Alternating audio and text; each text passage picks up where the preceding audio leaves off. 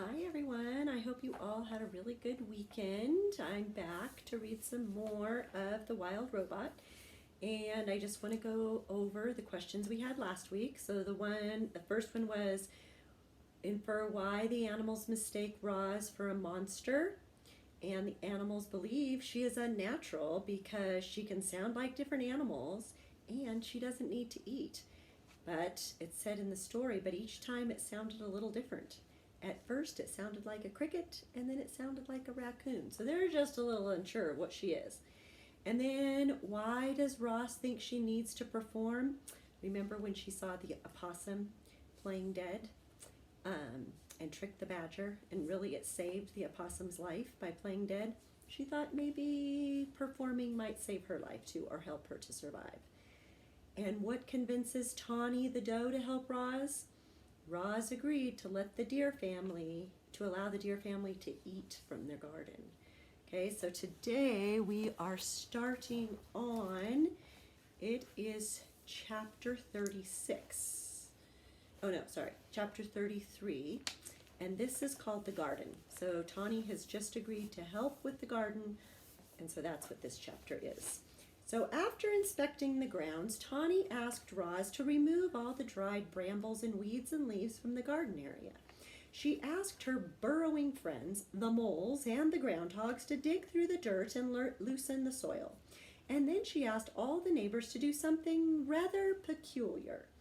Please leave your droppings, like when they go to the bathroom, right, around the nest. The more droppings, the richer the soil, the healthier their garden. Just by when your parents put some topsoil and put some stuff in your garden or on your grass.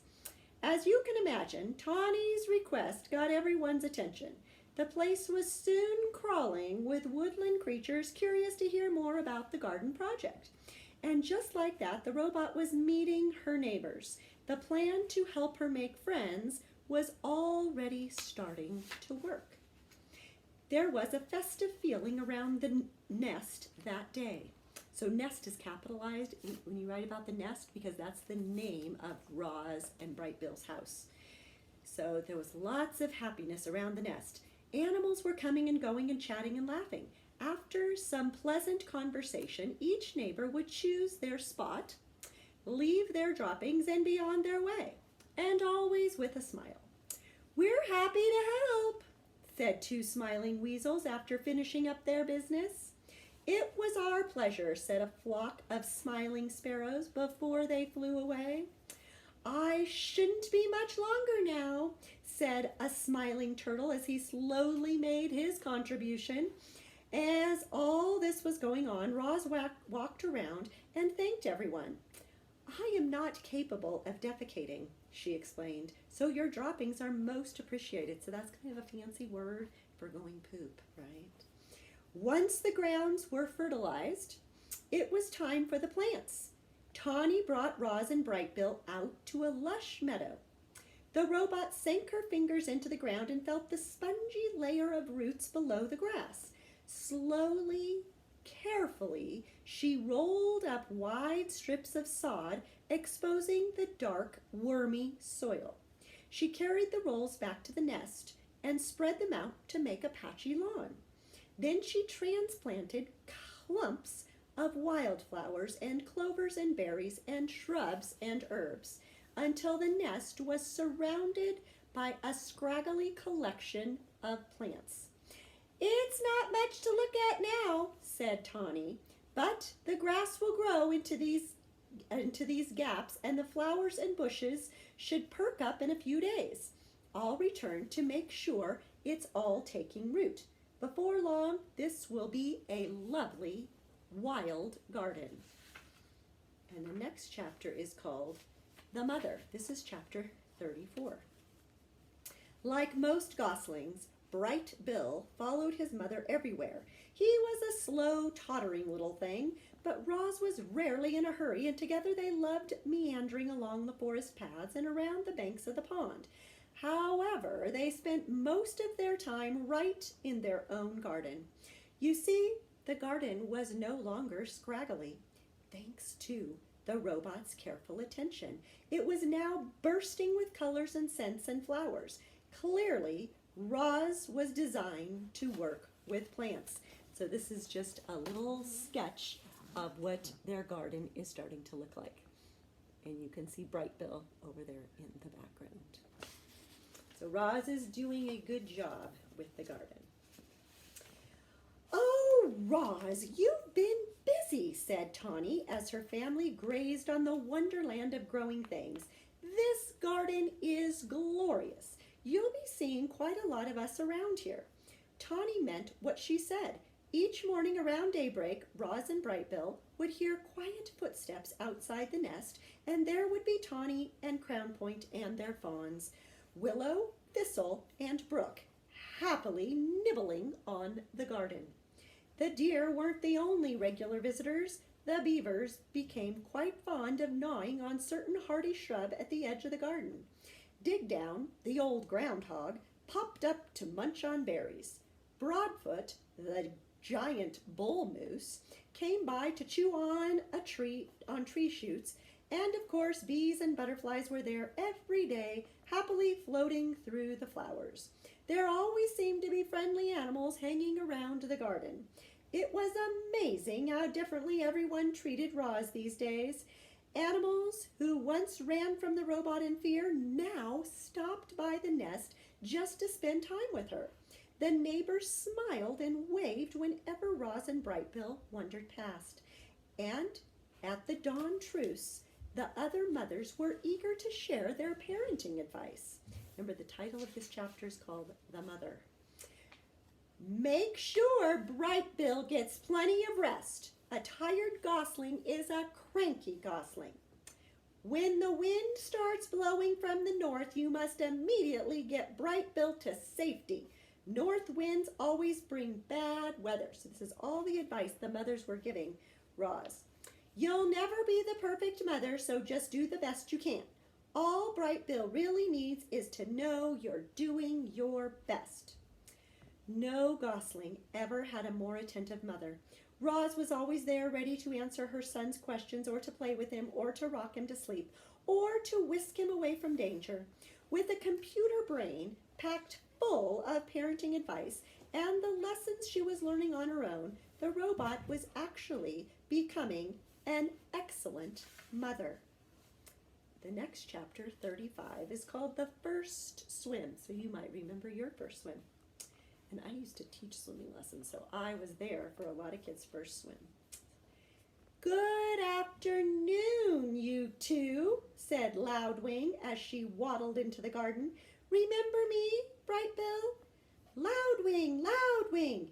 "Very good," the old goose giggled. "Now, Roz, do you know what tomorrow is? Tomorrow is swimming day, the day when all the parents take their goslings out on the pond for the first time, and you simply must bring Bright Bill." "Swim, swim," said the gosling, shaking his tail feathers. "Bright Bill, you can go," said Roz, "but I can't swim. I can't go on the pond with him. I will not be able to protect him." "Who'd have thought a big thing like you would be afraid of a little water?" Loudwing laughed. "Well, don't you worry about Bright Bill. He'll be safe in the flock, and he's going to have so much fun swimming with the other goslings. We begin at sunrise, so don't be late. So see you in the morning." And with that, the goose plopped into the water and glided away. "Swim, swim," said the gosling. "Yes, Bright Bill," said the robot, staring at the pond. "Swim, swim." Early the next morning, peeps and honks and splashes began echoing across the calm water. Roz and Bright Bill followed a trail through the fog and over to a beach that was crawling with fluffy goslings and proud parents. Roz took a few steps into the water and her survival instincts immediately flared up. The robot's computer brain knew that if the water got inside her body, it could do serious damage. And so, as the other parents began swimming across the pond, Roz stood safely in the shallows and watched. Bright Bill ran up and down the beach with the other goslings, peeping and laughing and pretending to be afraid of the tiny waves. When one wave finally pulled him in, he felt his body floating on top of the water. A big smile appeared on the gosling's face. Clearly, Brightbill was designed to swim. Very good, Brightbill, said Loudwing as she floated past. You're a natural. Yes, Brightbill, you are a natural, said Roz, trying to sound like a good mother. Loudwing rounded up the goslings and gave them a quick swimming lesson. Remember, everyone, paddle your feet evenly to swim in a straight line. Paddle with your right foot to go left and paddle with your left foot to go right. Try it out and join the rest of us when you're ready. Happy swimming day! Loudwing and the other adult geese calmly glided toward the center of the pond. A jumble of goslings tried to keep up with them. The youngsters jostled and splashed and peeped with excitement, and gradually they paddled in the direction of their parents. Only Brightbill lagged behind. Mama, swim?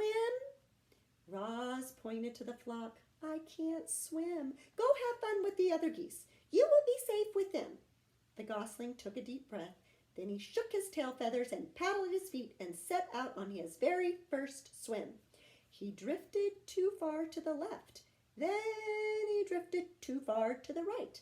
But his feet just kept paddling until he caught up to the other goslings.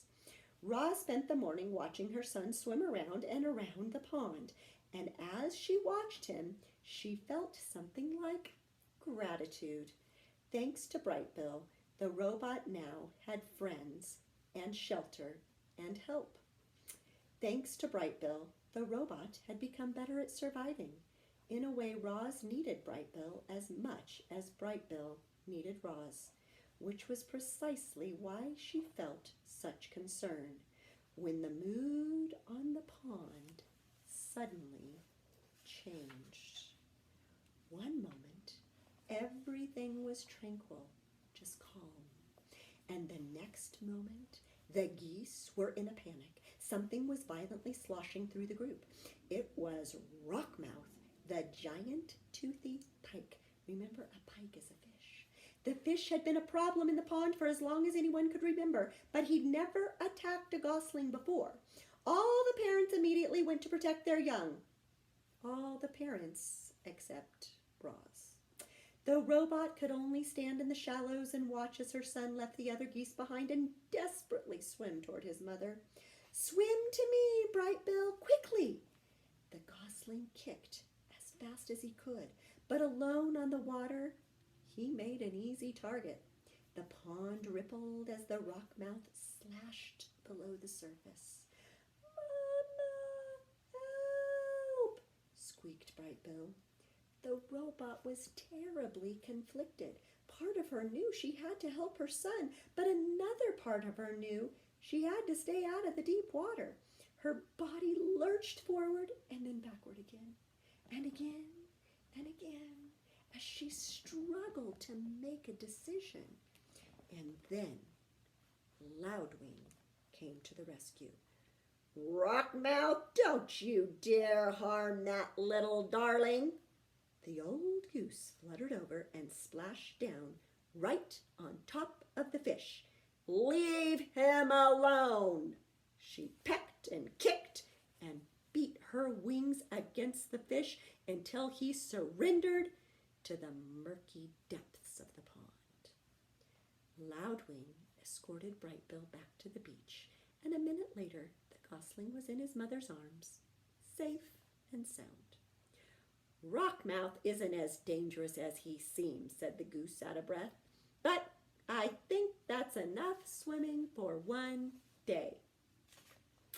And then the next chapter is called The Gosling Grows, and we will read that tomorrow.